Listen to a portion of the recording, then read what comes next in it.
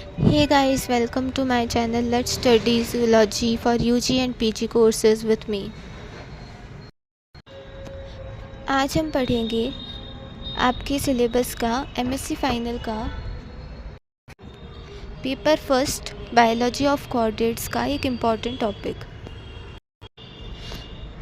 आज हम पढ़ेंगे डिप्नॉयंस के बारे में। डिप्नॉयंस आपकी लंग फिशेस होती है। Let's get started with me. ये आपके मास्टर्स की बुक का PDF है, so each and every line is very important. Okay, the dipnoids belonging to the order Dipnoi of the subclass Archaeopterygi of Osteichthyes are generally called lungfishes. So basically dipnoids, इसमें डाई का मतलब है double ब्रीदर्स, मतलब कोई दो चीज़ हो रही है इसके अंदर। ओके, इन दिस केस क्या हो रहा है, डबल ब्रीदिंग हो रही है। मतलब ये ऑर्गेनिजम्स क्या करते हैं, लंग्स से भी सांस लेते हैं और गिल से भी सांस लेते हैं। इनको हम कॉमनली लंग फिशेस भी कहते हैं।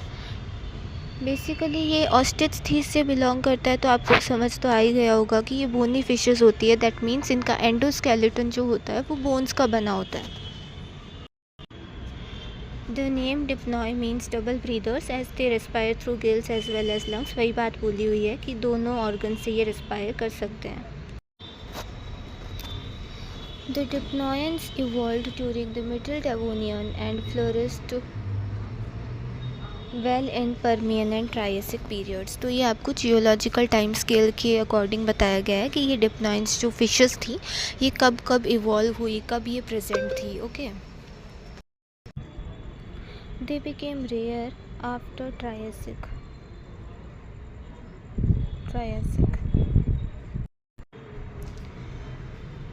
So they became rare after Triassic and are represented now by 3 specialized genera। मतलब अब वो ट्रायसिक पीरियड आया ना जब, तब तक वो रेयर हो चुके थे। कौन, डिप्नॉइड्स जो थे वो काफ़ी रेयर हो चुके थे। मतलब बहुत सारी उनकी मैक्सिमम स्पीशीज़ जो थी वो एक्सटिंक्ट हो चुकी थी। तो आज केवल उसके 3 स्पेशलाइज्ड जेनरा ही हमें मिलते हैं। डिप्नॉइड्स के केवल 3 स्पेशलाइज्ड जेनरा हमें मिलते हैं, जिससे ये पूरा जो डिप्नॉइड्स का ग्रुप है वो रिप्रेजेंट किया जाता है।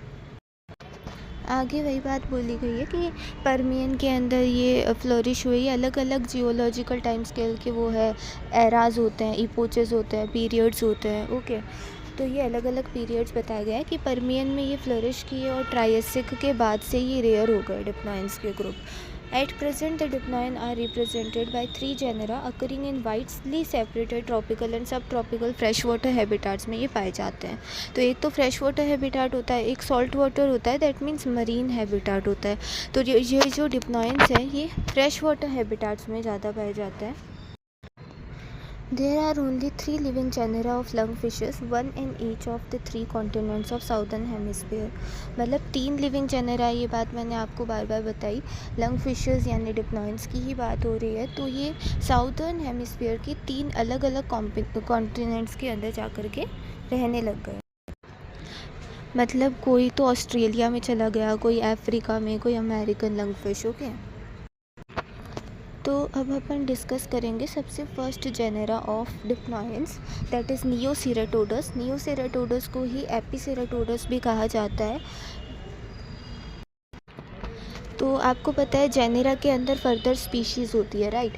तो इसमें कितनी स्पीशीज़ बताई गई है, केवल एक स्पीशीज़ बताई गई है, दैट इज़ नियोसेरेटोडस फॉरस्टेरी। और ये ऑस्ट्रेलिया में पाया जाता है, मैरी रिवर्स ऑफ क्वींसलैंड नाम के कोई एरिया के फ्रेश वाटर एरिया में ये पाया जाता है। अ direct descendant of ancient lungfish. मतलब ये डायरेक्ट डिसेंडेंट है, समझ गए। मतलब जो लंगफिशेस होती हैं उनका ये एक डायरेक्ट डिसेंडेंट है। कौन, नियोसेरेटोडस फॉरस्टेरी। और इसकी लेंथ में ये 1.5 मीटर लंबे होते थे, बहुत ह्यूज ये हुआ करते थे, और 45 kgs इनका वेट हो सकता था। So they are quite heavy. Now let's talk about the second genera. इसका नाम है प्रोटोप्टेरिस। ये सब आपको एज इट इज़ याद करना पड़ेगा, दैन आपको फुल मार्क्स मिलने के पूरे चांसेस रहेंगे। सो सेकंड जेनेरा प्रोटोप्टेरिस के अंदर कितनी स्पीशीज़ इन्वॉल्व है? 4 या उससे थोड़ी सी ज़्यादा स्पीशीज़ इन्वॉल्व है। जैसे नियोसिरेटोडस के अंदर मैंने केवल एक स्पीशीज़ बताई थी आपको। तो प्रोटोप्टेरिस की चारों स्पीशीज़ कहाँ पे पाई जाती है? ट्रॉपिकल अफ्रीका के अंदर पाई जाती है, अलग अलग रिवर्स में, क्योंकि मैंने बताया आपको कि फ्रेश वाटर के अंदर ये पाए जाते हैं। Okay, White Nile, Zambezi and Lake Tanganyika, ठीक है, इन सब के अंदर ये प्रोटोप्टेरिस की स्पीशीज़ पाई जाती हैं अलग अलग। नियोसेरेटोडस कहाँ पाया जा रहा था? ऑस्ट्रेलिया के अंदर। प्रोटोप्टेरिस अफ्रीका के अंदर। तो मैंने बताया ना, साउदर्न हेमिस्फीयर के अलग अलग कॉन्टिनेंट्स के अंदर ये जाके सेटल हो गए। नाउ डिप्लॉय तो डिप्लॉय रहेगा, चाहे वो कैसे कहीं पे भी चला जाए। तो इसकी भी लेंथ भी सिमिलर सी है, 1 to 2 मीटर्स लंबा होता है और इसका वेट 40 kgs होता है। अब आता है थर्ड जेनेरा, जिसका नाम है लेपिडोसाइरन। लेपिडोसाइरन के अंदर भी एक सिंगल स्पीशीज़ इन्वॉल्व है, लाइक द वन नियोसेरेटोडस। लेपिडोसाइरन पैराडॉक्सा नाम की सिंगल स्पीशीज़ इसमें इन्वॉल्व है। ओके, ये पाई जाती है ट्रॉपिकल साउथ अमेरिका के अंदर, रिवर अमेज़न और उसकी ट्राइब्यूटरीज़ के अंदर। तो डिप्लॉयंस के 3 जेनेरा है, तीनों अलग अलग कॉन्टिनेंट्स में जाकर के सेटल हो गए, ठीक है, वहीं पे ये रहते हैं। तो इनको आपको उस अकॉर्डिंग ही याद करना है, इतना भी टफ नहीं है, ठीक है। यहाँ पर आपको डायग्राम दिया हुआ है जो आप एग्ज़ाम में बना के आओगे। ओके, ये वाली क्या है? ये अमेरिकन लंगफिश है, दैट इज़ लेपिडोसाइरन। ये अफ्रीकन लंगफिश है, Protopterus. And this one is Australian lungfish, Neoceratodus. तो ये तीनों डायग्राम आपको बना के आना है। तो अब आता है हैबिट एंड हैबिटाट ऑफ डिप्लॉयंस। मतलब हैबिट एंड हैबिटाट का मतलब ये होता है कि ये फ़िशेस यहाँ पे कैसे रहती हैं, अपनी एरिया के अकॉर्डिंग ये कैसे अडेप्टेड है, ठीक है। तो lung fishes are large bizarre fishes inhibiting semi permanent fresh water and swamps in Africa, South America and Australia. तो ये जब डिप्लॉयंस होती हैं, ये काफ़ी बड़ी बड़ी फ़िशेज़ होती है। पहले भी मैंने बताया आपको, 1-2 मीटर लंबा होना कोई मामूली बात थोड़ी है, बहुत बड़ी बड़ी फ़िशेज़ हैं। बिज़ार का मतलब होता है अजीब सी दिखने में होती है, ठीक है, और सेमी परमानेंट फ्रेश वाटर्स में रहती हैं, है ना। स्वाम्स का मतलब होता है वो दलदली से इलाके जिसके अंदर ज़्यादा मतलब ऐसे अबंडेंट मात्रा नहीं होती पानी की, ठीक है। तो अफ्रीका, साउथ अमेरिका और ऑस्ट्रेलिया, यहीं पे तो मैंने बताया आपको अलग अलग जीनस इसके यहाँ पे रहते हैं। इनमें से जो प्रोटोप्टेरिस है, दैट सेकंड जेनेरा वाला जो है, ये लार्ज लेक्स में रहता है और ट्रॉपिकल अफ्रीका की नदियों में रहता है। It can survive even when the reverse become completely dried up in summer. यानी कि जो प्रोटोप्टेरिस होता है, मैंने बताया इसके एडेप्टेशंस के बारे में अपन देखेंगे। तो प्रोटोप्टेरिस के अंदर ये कैपेबिलिटी होती है कि ये मतलब अफ्रीका की जब अगर रिवर्स पूरी तरीके से सूख भी जाए ना गर्मियों के अंदर, स्टिल ये सर्वाइव कर सकता है बिना पानी के भी। नाउ कैसे सर्वाइव करेगा बिना पानी के? है तो ये फिश ही, तो कुछ ना कुछ स्पेशल फीचर्स इसके अंदर प्रेजेंट होते हैं। ये क्या करता है? ये मड मतलब कीचड़ के अंदर डिग करता है, खोदता है नीचे और एस्टिवेट करता है। एस्टिवेशन जानते हो ना, समर स्लीप में चले जाना। That means to avoid extreme heat या फिर हाई टेम्परेचर को अवॉइड करने के लिए। समर में हाई टेम्परेचर हो जाता है, तो उसको अवॉइड करने के लिए, डिहाइड्रेशन प्रिवेंट करने के लिए, अगर कोई एनिमल 6-7 महीनों के लिए स्लीप में चला जाता है या फिर डिक्रीज्ड फिजियोलॉजिकल एक्टिविटी उसकी हो जाती है, so that is called as aestivation. Okay, तो ये प्रोटोप्टेरिस जो है वो एस्टिवेट करने लग जाता है 6 महीनों के लिए। तो ये ककून बना लेता है, ठीक है, मड के अंदर डिग करेगा और ककून बना लेगा क्ले और म्यूकस से। म्यूकस ये खुद की ग्लैंड से सीक्रेट करता है, ठीक है। तो ये ककून के अंदर स्टे करेगा अगले 6 महीनों तक। नाउ ये 6 महीनों तक न्यूट्रिशन इसके पास में कहाँ से आएगा? ठीक है, तो इनके पास में स्टोर्ड फैट होता है जिसको तोड़ तोड़ के ये एनर्जी लेता रहता है, तो वहीं से इसको न्यूट्रिशन की कमी पूर्ति होती जाएगी। अगर मैं बात करूँ लेपिडोसाइरन की, दैट इज़ अमेरिकन लंगफिश की, तो इसमें भी एस्टिवेशन की प्रॉपर्टी होती है, ठीक है। समर के दौरान ये भी समर की हीट को एस्केप करने के लिए एस्टिवेट कर सकते हैं। तो लेपिडोसाइरन भी लगभग बिना वाटर के सर्वाइव कर सकता है कुछ दिनों तक, मतलब, लेकिन इनकी जो रिवर्स होती है वो कम्प्लीटली ड्राई अप नहीं होनी चाहिए, थोड़ा सा स्टेगनेंट जमा हुआ थोड़ा सा पानी तो होना ही होना चाहिए। वो प्रोटोप्टेरिस थी जिसमें कुछ ज़्यादा ही थी काबिलियत कि वो तो बिना पानी के ही सर्वाइव कर पा रही थी, तो इसको थोड़ा बहुत स्टेगनेंट स्वाम्पी सा एरिया चाहिए, ठीक है। ये बॉटम ड्वेलर्स भी कहलाते हैं क्योंकि ये रिवर के एकदम बॉटम वाले एरिया के अंदर रहते हैं, नीचे ही नीचे रहते हैं, ठीक है। कौन, किसकी बात कर रही हूँ मैं? लेपिडोसाइरन की। ना अगर मैं फर्स्ट जेनेरा की बात करूँ दैट इज़ नियोसिरेटोडस, तो ये पुल्मोनरी रेस्पिरेशन पे स्विच कर जाती है। मतलब अगर पानी बहुत ज़्यादा अमाउंट में प्रेजेंट है और उसमें डिज़ोल्व्ड ऑक्सीजन भी आसानी से अवेलेबल है तो नियोसिरेटोडस करेगा गिल रेस्पिरेशन, गिल्स के द्वारा रेस्पायर करेगा। लेकिन गर्मियों में जब वाटर का लेवल बहुत ज़्यादा कम हो जाता है या फिर टॉक्सिक सा हो जाता है, ठीक है, क्यों हो जाता है? टॉक्सिक ऑर्गेनिक मटीरियल्स की डिकम्पोजिशन की वजह से, तब नियोसिरेटोडस पुल्मोनरी रेस्पिरेशन पे आ जाता है, दैट इज़ लंग्स से रेस्पायर करता है। नाउ मैंने यहाँ पे कहा ऑर्गेनिक मटेरियल्स के डिकम्पोजिशन की वजह से वाटर यहाँ पर टॉक्सिक हो जाता है। ऐसा क्यों होता है? आपने यूट्रोफिकेशन की प्रोसेस भी पढ़ी होगी कि जब न्यूट्रिएंट्स का अमाउंट फ्रेश वाटर या फिर किसी भी रिवर के अंदर ज़्यादा हो जाता है तो उसके रिस्पॉन्स में वहाँ पे प्रेजेंट जो माइक्रोब्स होते हैं वो dissolved oxygen of the river को यूज़ करते हैं to digest the organic material. तो उस वजह से डिज़ोल्व्ड ऑक्सीजन तो कम हो जाएगी ना, और फिशेस के लिए वो एनवायरनमेंट अनफेवरेबल हो जाएगा to live, okay. All the surviving genera of the lung fishes are sluggish in nature and bottom dwellers, मतलब जितने भी मैंने 3 ही तो जेनेरा बताए हैं आपको लंग फिशेज यानी डिप्नॉइंस के, ये सारे आलसी से होते हैं, ठीक है। और बॉटम ड्वेलर्स होते हैं मतलब समुद्र के नीचे वाले स्थल पर रहते हैं, ठीक है। कार्निवोरस होते हैं ये, ठीक है। कार्निवोर का मतलब तो पता ही होगा आपको। ऑल तो लेपिडोसाइरन जो अमेरिकन वाली लंग फिश है वो कई बार प्लांट मटीरियल्स पे भी फीड कर लेती है, ठीक है। ज़्यादातर ये किस चीज़ को कंज्यूम करता है एज अ कार्निवोर डाइट? ये स्नेल्स को कंज्यूम करता है, ठीक है। प्रोटोप्टेरिस प्रेडेशियस होता है नेचर के अंदर। प्रोटोप्टेरिस जो अफ्रीकन लंगफिश होता है ये प्रीडेशन भी शो करता है, ठीक है। मतलब ये अपने प्रे का शिकार करता है। ये वॉर्म्स पे फीड करता है। प्रोटोप्टेरिस क्रस्टेशियंस, इंसेक्ट्स, फ्रॉग्स और बहुत सारे छोटे छोटे से इंसेक्ट्स या फिर एनिमल्स के ऊपर ये क्या करता है? फीड करता है। Protopterus is often found to attack its own species, यानी प्रोटोप्टेरिस थोड़ा सा निर्दयी टाइप होता है, ठीक है। ये खुद ही के स्पीशीज़ के मेंबर को भी अटैक कर देता है और मतलब उनके बेचारों के लिम्ब्स, टेल और अदर पार्ट्स जितने भी बॉडी के होते हैं उनको ये कंज्यूम कर लेता है। मतलब भूख सहन ही नहीं होती इससे बिल्कुल, ठीक है। खुद ही के मेंबर्स को खा जाएगा ये।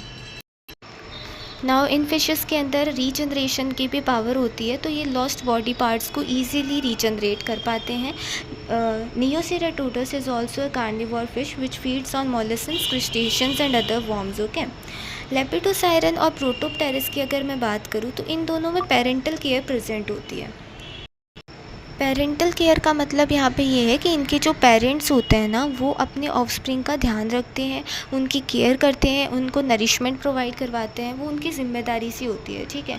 तो लेपिडोसाइरन और प्रोटोप्टेरिस के केस में क्या होता है? मड्डी नेस्ट बनते हैं। कीचड़ वाले इलाके या फिर दलदली जो भी इलाके होते हैं ना नदियों के अंदर, वहाँ पर ये अपने नेस्ट घोंसले टाइप में बना लेते हैं और वहीं पर अंडे देते हैं, ठीक है। The nest is simply a tunnel of about 30 centimetre deep. घोंसला ऐसे चिड़ियों के घोंसले जैसा मत एज्यूम कर लेना, ये सिंपली एक टनल जैसा होता है, ठीक है। 30 सेंटीमीटर लगभग डीप सा टनल जैसा होता है और उसके अंदर फीमेल जो है वो एग्स को रिलीज़ कर देती है। The male usually guards the nest till the development is complete. तो मतलब फीमेल का काम तो क्या हो गया? एग्स देना, ठीक है। और मेल का काम क्या होता है कि वो नेस्ट का ध्यान रखेगा, उसका गार्ड जैसे वो अपना वहाँ पे रहेगा और एग्स और फीमेल को प्रोटेक्ट करेगा, ठीक है। नाउ जो पेरेंटल केयर होती है वो लेपिडोसाइरन जो अमेरिकन वाली लंग फिश है, मैं बार बार ये इसलिए रिपीट कर रही हूँ कौन सी अमेरिकन है कौन सी अफ्रीकन है, सो दैट आपको याद हो जाए चीज़ें, ठीक है। तो जो लेपिडोसाइरन है उसके अंदर स्पेसिफिकली अलग से पेरेंटल केयर देखने को मिलती है because its pelvic fins become specialised modified, ठीक है। यानी इसके जो पेल्विक फिन्स होते हैं मतलब कुछ पेक्टोरल फिन्स होते हैं, कुछ पेल्विक फिन्स होते हैं। तो पेल्विक एरिया पे जो फिन्स प्रेजेंट होते हैं वो स्पेशली मॉडिफाई हो जाते हैं। कब होता है मॉडिफाई? ऐसे ही नहीं हो जाते बड़े बड़े, ठीक है। ब्रीडिंग सीजन के दौरान क्या हो जाते हैं, पेल्विक फिन्स मॉडिफाई हो जाते हैं। तो मॉडिफिकेशन होता कैसे है एग्जैक्टली? ये पेल्विक फिन्स क्या हो जाते हैं, बड़े से हो जाते हैं और इसमें हाईली वेस्कुलराइज्ड हो जाते हैं। मतलब ब्लड वेसल्स यहाँ पर बहुत ज़्यादा जमा होने लगती है, ब्लड वेसल्स यहाँ पर प्रेजेंट होती हैं। तो यहाँ पर रिचली सप्लाई हो जाएंगी ये ब्लड से, ठीक है। इस एरिया में क्या आ जाएगा, ब्लड ज़्यादा आ जाएगा। The significance of such modification is either to release excess of oxygen to the surrounding water for respiration of the developing youngs, or possibly to act as accessory respiratory structure to compensate aerial respiration which remaining around the nest. तो basically लेपिडोसाइरन का ये pelvic fin को highly vascularise करने का, इन सब का फ़ायदा क्या हुआ कि ये जो यंग वंस होते हैं, इनके जो ऑफस्प्रिंग होते हैं, उसको ये रिच अमाउंट में ऑक्सीजन सप्लाई करते हैं, ठीक है। यही इसका काम होता है और ऑक्सीजन तो बहुत ज़्यादा नेसेसरी होता है, ये पता है। सेलुलर रेस्पिरेशन, ठीक है, बाकी फूड का डाइजेशन सब कुछ इसी से तो होता है। तो पेरेंटल केयर ये शो करता है इस तरीके से। नाउ कम्स कैरेक्टरिस्टिक्स, ठीक है, यानी डिप्नॉइंस की कैरेक्टरिस्टिक्स देख लेते हैं थोड़े बहुत कि कैसे ये दिखते हैं। वैसे वही चीज़ें हैं जो ऑलरेडी कवर्ड हैं, ठीक है, फिर भी देख लो। लार्ज होती हैं, बहुत बड़ी होती है, पहले भी बताया, 1-2 मीटर लंबी होती है, ठीक है। बिजार फिशेज़ है, अजीब सी दिखती हैं और सेमी परमानेंट फ्रेश वाटर्स में रहती हैं, ठीक है। अफ्रीका, साउथ अमेरिका और ऑस्ट्रेलिया में। तो अफ्रीका में प्रोटोप्टेरिस रहती है, साउथ अमेरिका के अंदर लेपिडोसाइरन रहती है और ऑस्ट्रेलिया के अंदर नियोसेरेटोडस मैंने बताया, Neoceratodus. They periodically coming to the surface and gulping air into their lungs, ठीक है। डिप्नॉइंस जो है वो पीरियोडिकली सरफेस पे आते हैं, मतलब रिवर की सरफेस पे रुक रुक के आएंगे, क्योंकि मैंने आपको पहले भी बताया कि ये जो फिशेस होती हैं ये बॉटम ड्वेलर्स होती हैं, रिवर्स के बॉटम एरिया पे ये नॉर्मली रहती हैं, ठीक है। तो ये रुक रुक के सरफेस पे क्यों आती है, ठीक है, क्यों आते हैं ये सरफेस के ऊपर? टू गल्प एयर, ठीक है, मतलब अपने लंग्स के अंदर हवा भरने के लिए ये सरफेस पे आते हैं। क्योंकि आपको पता है गिल्स से जो रेस्पिरेशन है वो तो बॉटम हो, पेलाजिक हो, बेंथिक हो, कोई भी एरिया हो, चाहे रिवर में आराम से गिल से रेस्पिरेशन कर सकती हैं, ठीक है। लेकिन लंग्स अगर आपके पास में प्रेजेंट है तो टेरेस्ट्रियल एनवायरनमेंट ज़्यादा फेवरेबल होता है।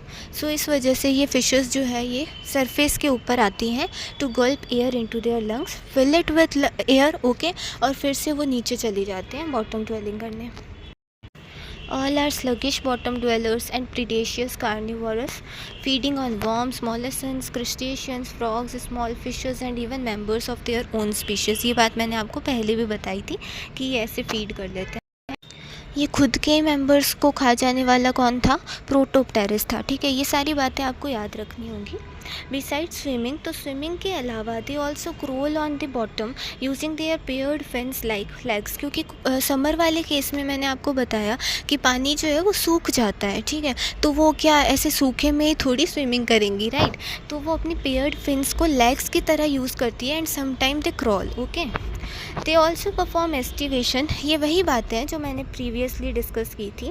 तो ये aestivation that is summer sleep में चली जाती हैं, during which air bladder is constantly used as a lung, ठीक है। मेल प्रोटोप्टेरिस जो होता है उसमें पेरेंटल केयर देखने को मिलती है, पहले भी बताया था। तो ये अंडों की देखभाल करता है, laid by female in an oval muddy pit or nest after fertilizing them, ठीक है। नाउ कम्स क्लासिफिकेशन ऑफ डिप्नॉइंस, ठीक है। कैरेक्टरिस्टिक्स उतने काफ़ी रहेंगे। अब आता है डिप्नॉइंस का क्लासिफिकेशन, ठीक है। थोड़ा सा छोटा सा क्लासिफिकेशन है, बहुत इजी है। ऑर्डर डिप्नॉय जो है वो 2 सब ऑर्डर्स में डिवाइडेड है, मोनोन्यूमोना एंड डिप्न्यूमोना, ठीक है। मोनो का मतलब क्या होता है? सिंगल, ठीक है। तो इसमें कुछ तो सिंगल है, क्या है सिंगल? लंग सिंगल है, ठीक है। लेटरल जॉइंटेड रेज ऑफ आर्चिप्टेरिजियम, जो आर्किप्टेरिजियम होता है, सॉरी, ठीक है, इनको पियर्ड फिन्स भी कहा जाता है। दे आर वेल डेवलप्ड, ठीक है। तो इसका एग्जांपल है लिविंग ऑस्ट्रेलियन नियोसेरेटोडस फॉरेस्टेरी एंड एक्सटिंक्ट सेरेटोडस। तो बेसिकली जो फर्स्ट वाला जेनेरा हमने डिस्कस किया था नियोसेरेटोडस वाला, वो मोनोन्यूमोना से बिलोंग करता है। दैट मीन्स उनमें लंग सिंगल पाया जाता है और इनके पियर्ड फिन्स जो होते हैं वो वेल डेवलप्ड होते हैं। अगर मैं आपको छोटी सी ट्रिक दूँ इसको याद करने की, तो वो ये होगी कि अगर किसी के अंदर लंग्स सिंगल है, मान लो इनके अंदर लंग्स तो बेचारों में सिंगल ही पाया जा रहा है, ठीक है, तो उसके बदले में अपन इसको कुछ तो देंगे ना टू कंपनसेट, ठीक है। तो इनमें पेयर्ड फिन्स जो है वो वेल डेवलप्ड होंगे। इसके अपोजिट में डाइप्न्यूमोना के अंदर क्या होंगे, लंग्स तो डबल होंगे। तो लंग्स इनको पहले से ही डबल मिल रहे हैं, तो इनको पेयर्ड फिन्स अपन कम दे देंगे। ये सिर्फ याद करने का तरीका है, ठीक है। तो सब ऑर्डर सेकंड वाला है डाइप्न्यूमोना। इसमें डाई का मतलब होता ही दो है, ठीक है, तो लंग्स इसमें डबल होते हैं। Lateral rays of archipterygium that is paired fins are vestigial और एब्सेंट।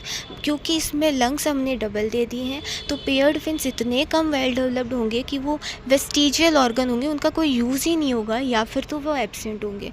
इसका एग्जाम्पल अगर मैं बताऊँ तो डिप्न्यूमोना वाली कंडीशन आपको मिलती है अफ्रीकन प्रोटोप्टेरिस एंड ऑस्ट्रेलियन लेपिडोसायरन पैराडॉक्सा के अंदर, ठीक है, इनके अंदर पाया जाता है। So that's all for today, ठीक है। मैंने आपको यहाँ पर ये पूरा क्वेश्चन कवर करवाया है डिप्नॉय वाला, ठीक है। तो अगर आप इतना सारा करके जाते हैं, ठीक है, तो आपको फुल मार्क्स पक्का मिल जाएंगे। जैसे आपको डिप्नॉइंस के बारे में थोड़ा लिखना है, देन आप उसके 3 जेनेरा बताने हैं, नियोसिरेटोडस, प्रोटोप्टेरस, ठीक है, एंड इसके अलावा लेपिडोसायरन, ये तीनों जेनेरा बताने हैं। देन आपको हैबिट एंड हैबिटाट बताना है डिप्नॉयंस का, वही एडेप्टेशंस क्या क्या थी इसके अंदर, पेरेंटल केयर वाली टॉपिक, बस वही चीज़ें हैं, ठीक है। एंड देन फाइनली आपको इसके कैरेक्टरिस्टिक्स बताने हैं जो आपको वैसे ही याद हो गए होंगे। एंड देन है फाइनली छोटा सा इसका classification, that is sub orders है इसके 2, ठीक है, मोनोन्यूमोना and Dipneumona. So thank you guys, that's all for today. Hope you enjoyed the lecture. Please like, subscribe